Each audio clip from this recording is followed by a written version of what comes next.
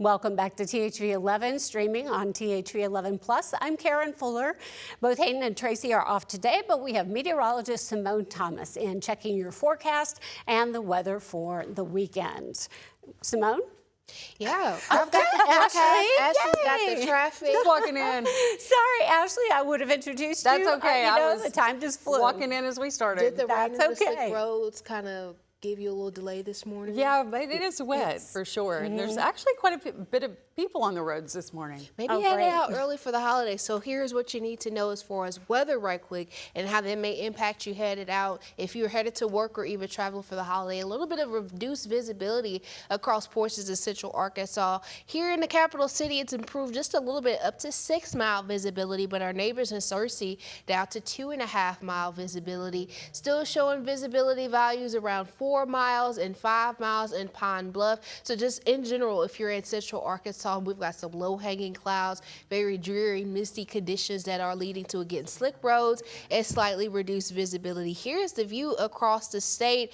Mainly scattered rain coverage for some eastern portions of the state. We've had a few showers impacting the metro earlier that have lifted a little bit farther north towards Clinton and Searcy. That's where we're seeing that visibility get a little bit lower. But in the cap across the metro, some of portions of Saline County still picking up on some rainfall. And then again, folks that are traveling east along I-40 definitely going to be running into some rain for the rest of at least the next hour. Through the next couple of hours, spotty rain coverage expected at least through the lunch hour. We might see a few breaks in the clouds as we start the middle part of your day and your lunch hour, but definitely tracking mainly cloudy skies through the rest of the afternoon. As we get to this evening, we may have a few more showers coming back into the picture as we approach the midnight hour into your early Saturday. We'll be talking a little bit more about the rain that is on the way for your holiday weekend in that 7-day outlook.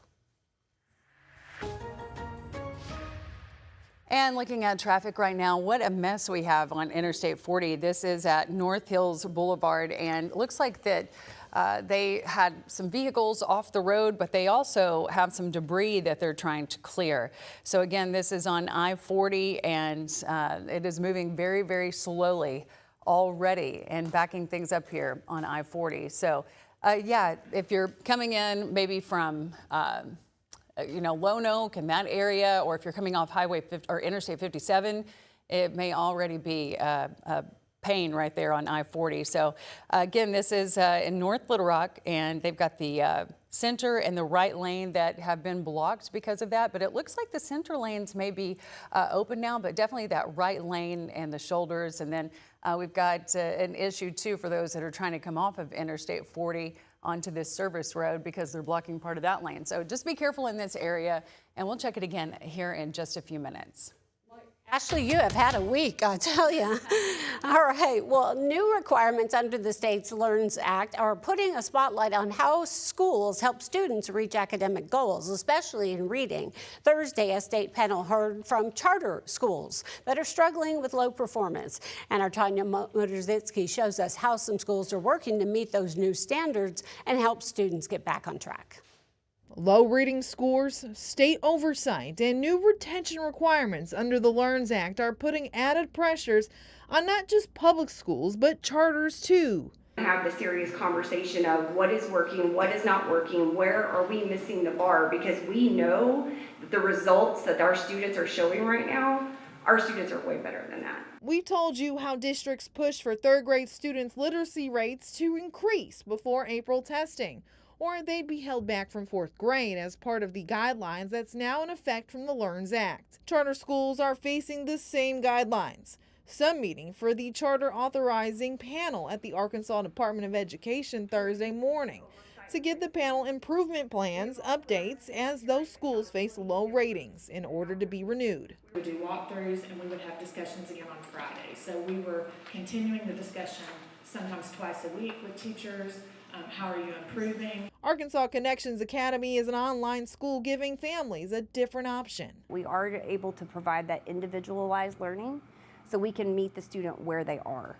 and that gives them the opportunity to learn at their own pace while also experiencing that high quality instructional materials that they need. Superintendent Nicole Stevens says they were not meeting English arts, math, or graduation goals, but are working with partners and the state to make strides. Making sure that professional development is in place to support our teachers so that then they are prepared to go in and support these students. Also working to meet benchmarks, according to Arkansas State assessment data, some Friendship Aspire Academy campuses scoring below statewide average in reading proficiency. And Lisa Academy says it has expanded tutoring and literacy intervention efforts for younger students, particularly third graders. Saying in a statement, students have benefited from a focused approach including tutoring and parent-teacher collaboration. Stevens says students and families will always remain a priority. Every student, every day. And we believe that wholeheartedly. We want to be here to support students and families all across Arkansas. In Little Rock, Tanya Motorzitsky, THV 11 News. School leaders across the country are reviewing the latest education scorecard, which shows math scores slowly recovering from the pandemic, while reading scores continue to lag. The report says those declines actually began before COVID, linking them in part to social media, and says higher absenteeism since the pandemic has made the recovery even harder. Our summer cereal drive helps families across central Arkansas keep food on the table when school lets out, and nonprofits in Northwest Arkansas are stepping up too. Staff at the Samaritan Community Center in Rogers says summer is one of the busiest times of the year, with more families asking for hot meals and grocery help as food and gas prices stay high.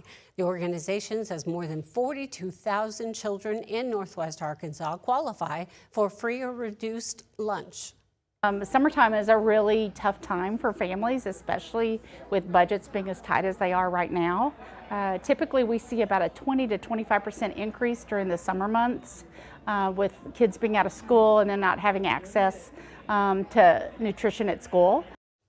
The center offers free lunches daily, along with weekly grocery assistance at its Rogers and Springdale locations, while Fayetteville Public Schools is also expanding summer meal programs to help feed kids during the break.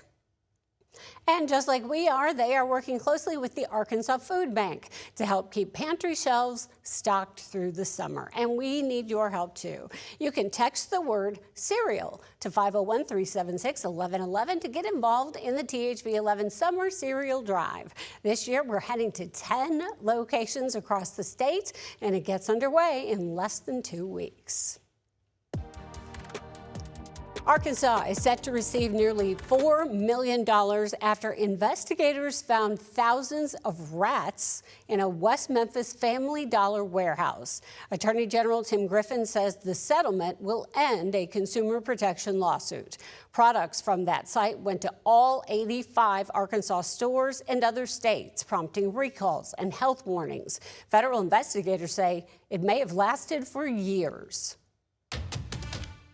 The power struggle in Arkansas over who runs the prison system could be heading back to court. The state Supreme Court just cleared the way for a possible settlement between Governor Sanders and the Board of Corrections.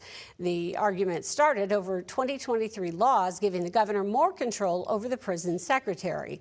The board argues that change violates Amendment 33, and a judge sided with the board. But the new deal would give that power back, the board voting 4-3 to settle the long-running lawsuit. Now, a lower court will review it. And in Washington, Senate Republicans left for the Memorial Day recess without voting on a $70 billion immigration and border security bill tied to President Trump's agenda, pushing the vote to at least next month. The delay comes as Congress faces backlash over a Justice Department program to compensate people who say they were targeted by the Biden administration. CBS News correspondent Tina Kraus reports. A bill funding President Trump's key priorities, immigration, border security, and his White House ballroom, has stalled on Capitol Hill, caught in the fallout over the Justice Department's nearly $1.8 billion anti-weaponization fund. It's part of a settlement between the president and the Treasury Department and IRS for a lawsuit he filed over the leak of his tax returns, and it's meant to compensate people who claim their prosecutions were politically motivated. This settlement is just a small measure of the justice that they are owed. backlash coming fast from congressional Democrats. We'll do everything we can to stop this slush fund. And a growing number of Republicans. North Carolina GOP Senator Tom Tillis calling it a payout for punks. These people don't deserve restitution. Many of them deserve to be in prison. Sources say during a tense meeting Thursday with Senate Republicans, Acting Attorney General Todd Blanche did not rule out payments for those convicted of assaulting law enforcement on January 6th. Former Proud Boys leader Enrique Tarrio, who was convicted and later pardoned on January 6th related charges, says he's owed a payout. The things that I went through and my family was put through, yeah, I think it might be in the tens of millions. These people, they should not be rewarded by the government for their attempt to overthrow the government. 2 police officers who were there that day are suing to block the fund. Tina Kraus, CBS News. And now let's check back in with meteorologist Simone Thomas and the forecast as you plan your Friday. Pretty gloomy out there today. We've seen a few of those rain showers move out of the metro, but some of our neighbors will still be picking up some rain showers through the afternoon. If you're headed to the Pulaski County Fair later this evening, that time is 5 to 11. Expect some clouds, a few breaks through the afternoon, but I think when you're headed home, definitely can see a few more showers entering the picture. Stick around because your 7-day outlook is coming up in just a few minutes.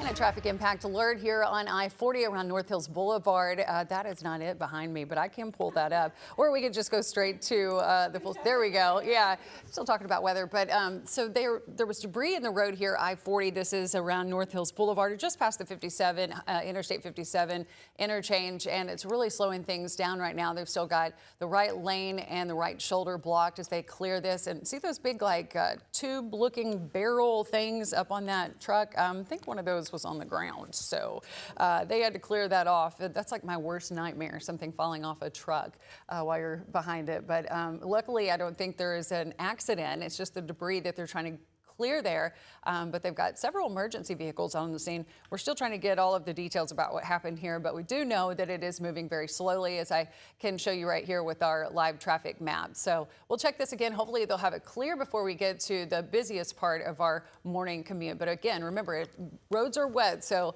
we need to take some extra time this morning to get to our destination.